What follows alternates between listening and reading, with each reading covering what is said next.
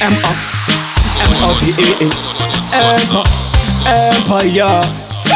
Eyo kuto takublinga mu location nasi ndazobvuma kuti life ilong chain tisu vanhu vaitambura mu location pasina mari pakangozara masanction takublinga mu location nasi ndazobvuma kuti life ilong chain tisu vanhu vaitambura mu location pasina mari pakangozara masanction kuti famsira maprat ndizvo zvanofarira handitani triga tivachitipomera dziri mhepo dzavo shuwa vachindisundira bible sunga magaka tsotatokavira tia clint kuwarare ngoma chibharura chisupasta 1 takazvifomera komovline empire ichatiparira jeflo ari manhamba chitomabvarura sakublinga mulocation nasi ndazobvuma kuti life ilong chain tisu vanhu vaitambura mulocation pasina mari pakangozara masanction takublinga mulocation nasi ndazobvuma kuti life ilong chain tisu vanhu vaitambura mulocation pasina mari pakangozara masanction saka pinda mugete ngori shibabababa mboko imboko iri kuzvivharisa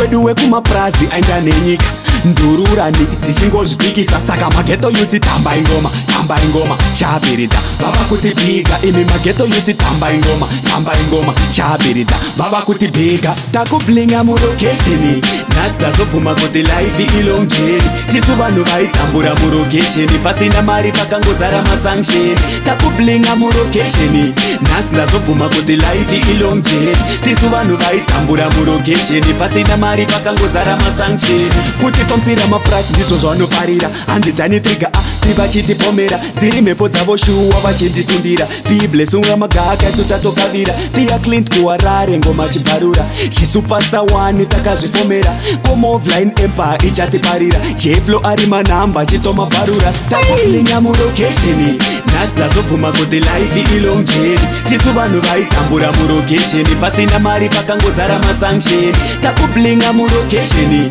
nasi ndazobvuma kuti life ilong chain tisu vanhu vaitambura mulocation pasina mari pakangozara masanction Empire. Eyo kuto